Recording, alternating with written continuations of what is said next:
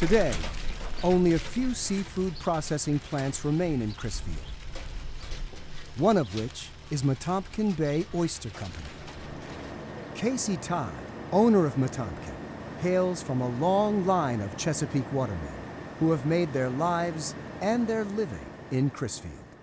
Crisfield has always been a waterfront town, and it's always, for the most part, I mean, we have some industrial manufacturing, but a big portion of the population has always derived some or all their income from working on the bay.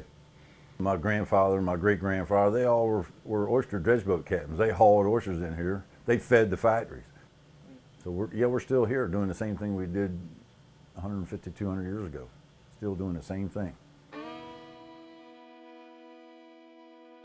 Crisfield's seafood industry was so dominant that this town of 2,700 was once the second largest city in Maryland and the largest exporter of seafood in the East. What made it so was the railroad. We had the first railroad terminal down to the shores here, and what the railroad did was give us access to shipping all over the United States. For almost 100 years, Crisfield enjoyed a prosperous relationship with the Chesapeake Bay, but the prosperity didn't last. A crash in the Chesapeake oyster fishery due to habitat loss, overfishing, and the introduction of oyster diseases in the 1960s meant local fortunes lost and a true life sea change in the destiny of the town and its residents. In 1950, in the Crisfield area, we had 27 crab picking plants. Today we have one still existing.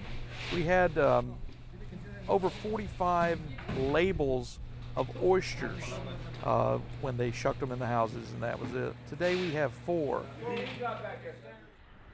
For watermen, what used to be a locally prestigious and lucrative job quickly became treacherously competitive.